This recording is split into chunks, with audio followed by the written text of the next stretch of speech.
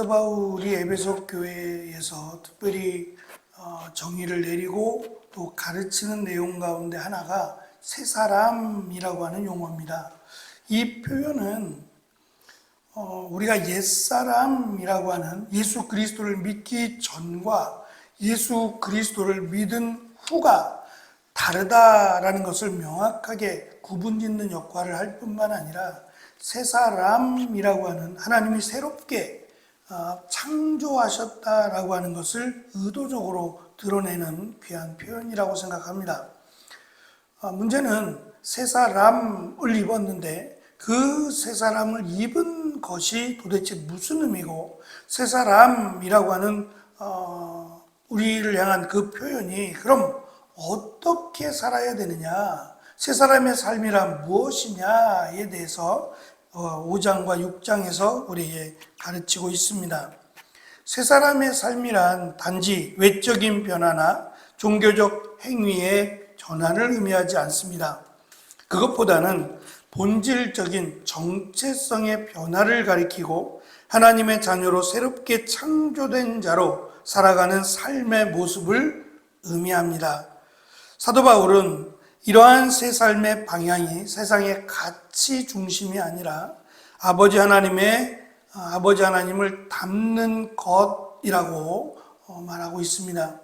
개역개정 성경은 본받는 자라고 번역을 했습니다. 본받는 자가 되라, 닮는 자가 되라고 쉬운 성경은 기록하고 있는데 어감이 좀 다른 것 같아요. 본받는 자라고 하면 책임과 의무가 따라오는 것 같고, 닮는 자라고 하면 좀 수동적인 것보다는 스스로 적극적으로 이 일에 참여하는 것처럼 느껴지기도 합니다. 이 닮는 것을 말할 때 과연 하나님을 어떻게 무엇을 닮아야 되느냐가 주된 주제가 될 겁니다. 예전에 제가 청년의 시절에 나왔던 책인데 예수님처럼 삽시다라고 하는 작은 책자가 있었습니다. 여기서 강조하는 것은 예수님께서 우리에게 보여주신 사랑 또는 예수님의 그 성품들을 나열을 하고 그 성품들을 우리가 닮아가야 된다라는 것을 강조하고 있는데 제목이 이 책의 타이틀이 예수님처럼 삽시다라고 돼 있어서 조금 거부감 아닌 거부감이 들었어요. 예수님을 본받는 자가 되라, 예수님을 닮는 자가 되라라고 하면 훨씬 더 좋았을 텐데 라고 하는 아쉬움이 있었습니다. 예수님처럼 살 수 없죠. 마치 하나님처럼 삽시다라고 사도 바울이 말했다면 이건 굉장히 충격적이기도 하고 또는 오해의 소지가 굉장히 많습니다. 하나님처럼 살 수 없고요. 하나님을 닮는 자로, 본받는 자로 특별히 성품에 대해서 하나님의 성품을 닮을 것을 사도 바울은 강조하고 있습니다. 바울에게 있어 하나님의 성품은 단순한 윤리적인 모범이 아니라 하나님의 성품은 측량할 수 없는 부요한 충만한 사랑으로 설명을 합니다. 그 충만한 사랑은 결국 희생적인 사랑이고 아낌없이 자신을 내어주신 사랑을 의미합니다. 그 사랑을 우리가 이 세상 가운데 경험할 수 있는 것은 결국 부모의 사랑이죠. 그래서 하나님과 우리를 아버지와 자녀로 연결시키고 그 아버지의 사랑을 받은 우리가 그 사랑으로 사랑하라고 가르쳐주고 있습니다. 바울은 성도들에게 하나님의 마음과 성품을 닮을 것을 지금 권면합니다. 여기서 닮다 또는 본받는다라는 이 단어가 복제품을 의미하는 단어입니다. 진정한 복제품은 원본을 가장 충실히 반영한 것이고 최고의 복제품은 원본과 거의 구별할 수 없는 것을 말할 겁니다. 그렇다면 닮다라고 말할 때 이 닮다라는 단어를 사용했을 때 가장 근접한 하나님의 성품 또 하나님께서 우리에게 보여주신 그 사랑과 가장 근접한 사랑을 하라는 의미일 겁니다.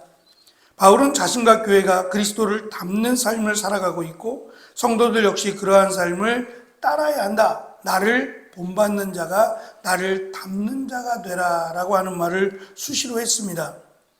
그리고 에베소서 5장 1절에서는 하나님을 닮는 자가 되라고 아주 강한 권면을 합니다. 우리가 잘 아는 구약 성경에서 거룩하신 하나님을 섬기는 백성으로 이스라엘을 향해서 거룩한 삶을 살 것을 강조했고, 신약에서 예수님은 제자들에게 하나님께서 자비로우신 것처럼 너희도 자비로운 자가 되라고 강조하셨습니다. 이 또한 하나님의 성품을 의미하는 것인데, 오늘 4장 32절에서 사도 바울은 하나님이 그리스도 안에서 우리를 용서하신 것처럼 너희도 서로 용서하라고 용서에 대한 강조를 했습니다. 그리고 5장 1절에서는 하나님처럼이 아니라 하나님을 닮는 자로 사랑하라, 서로 사랑하라고 권면하고 있습니다. 특별히 2절에서 그럼 어떻게 하나님의 사랑을 닮을 수 있느냐라고 할 때 2절에서는 하나님의 그 사랑을 설명하면서 하나님 앞에 향기 나는 희생 제물을 예를 들어 설명합니다. 이 향기로운 제물이라고 번역된 이 단어를 직역하면 향기로운 향기가 됩니다. 이것을 그냥 조금 더 쉽게 설명하기 위해서 향기로운 제물이라고 아마 번역을 한 것 같은데, 향기라고 하는 것은 구약 성경에서 짐승을 태워서, 정결한 짐승을 태워서 하나님께 드릴 때 발생하는 향기를 의미하죠. 이 하나님이 받으시는 것은 향기라고 설명을 하고 있고, 그것을 태워서 발생하는 그 향기를 하나님이 받으신다. 그것을 제물로 받으신다는 거죠. 그렇다면 우리가 향기 나는 향기로 하나님을 닮으라고 말한다면 우리 자신을 하나님께 태워서 그 향기를 하나님께 드려야 된다는 의미가 됩니다. 이러한 제사는 헌신과 희생을 상징하는데, 마찬가지로 하나님께서 받으실 만한 사랑은 단순한 감정이나 말이 아니라 자신을 태우는 헌신과 희생을 동반한 사랑이 되어야 된다는 것입니다. 우리는 예수 그리스도를 믿음으로 하나님의 자녀가 되었고, 그러기에 아버지이신 하나님을 닮는 것은 선택이 아니라 마땅한 삶임을 강조합니다. 누가 시켜서 그런 건 아니죠. 자녀들이 부모를 닮는다? 그것은 어쩌면 지극히 자연적인 일입니다. 왜냐하면 함께 살아가고 있고 또 부모의 영향을 고스란히 받으니까 그렇습니다. 그렇다면 우리가 새 사람으로, 하나님의 새롭게 창조된 새 사람으로 살아간다는 것은 늘 하나님과 함께 한다는 의미고, 또 하나님을 닮는다는 것은 그 하나님의 영향을 받고 끝나는 것이 아니라 그 영향을 고스란히 드러낸다고 하는, 이것이 어떠한 의무와 책임이라기보다는 지극히 당연한, 정말 하나님을 아버지로, 정말 하나님과 함께 한다면 당연한 일이고, 또 그렇게 드러나는 것이 마땅하다라는 것을 우리에게 강조합니다. 특별히 바울은 이 닮음의 기준이 그리스도께서 우리에게 베푸신 사랑인 희생적이고 헌신적인 사랑이다라고 강조합니다. 그래서 자신을 내어 놓으신, 자신이 창조하신 피조물인 인간을 위해 하나님이신 예수님이 이 땅에 오시고 우리의 죄를 대신하여 십자가에 달려 죽으신 바로 그 사랑이 하나님께서 우리에게 보이신 사랑이고 우리가 닮아야 될 사랑임을 강조하고 있습니다. 이러한 사랑이야말로 세상을 변화시키는 진정한 그리스도인의 향기라고 말할 수 있을 겁니다.